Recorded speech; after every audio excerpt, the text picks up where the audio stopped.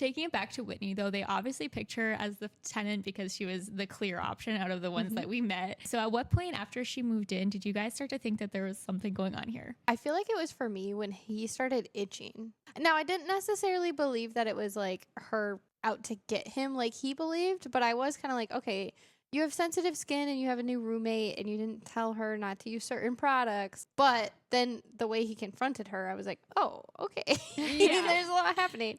It definitely went from 0 to 100 on that one. Yeah. And you're right. We didn't see him at least tell her not to use specific things. So it was kind of a crazy way to approach. Like, hey, like you probably used a different kind of laundry detergent that I can't have. But instead he's like, you did this on purpose.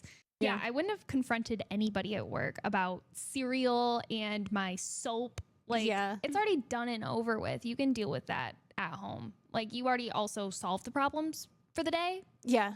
Right. Like, go to the store, buy what you need. And then when she gets home from work later, you can be like, hey, like, I think you used all this up. Next time, maybe replace it or like tell me that it's gone. Like, there are much more civil ways. And that was I think the first like red flag he had. And he jumped to like, oh my God, this woman's insane and she's an issue and she's using all of my stuff, which was like a crazy jump from 0 to that. He did jump. Like, he leaped, actually. He was like, it's all your fault. I had an awful day. And it's like, dude, like in his brain, he was saying the right stuff. But then when he opened his mouth, I was like, what happened? How did we get here? Yeah.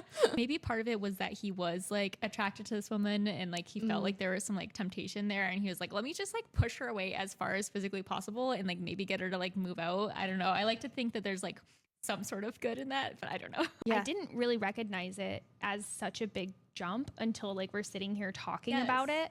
But I think it's because you're kind of primed to just expect Whitney to be a nightmare. Yeah. So you think it's like all this intentional, like whatever. But I think that's just the title of the book alone. There's really not much else going on at the time to make you think anything bad about Blake other than what the psychic lady said. Yeah. And there's like the small things like her not showing up with stuff. And then I think at some point he looks for her on social. So like they're dropping little clues for you, but like nothing to make it that much of a jump. But you're right. When I was reading, I was like, this makes sense. Like overreact to the extreme. This is the logical thing to do, Blake.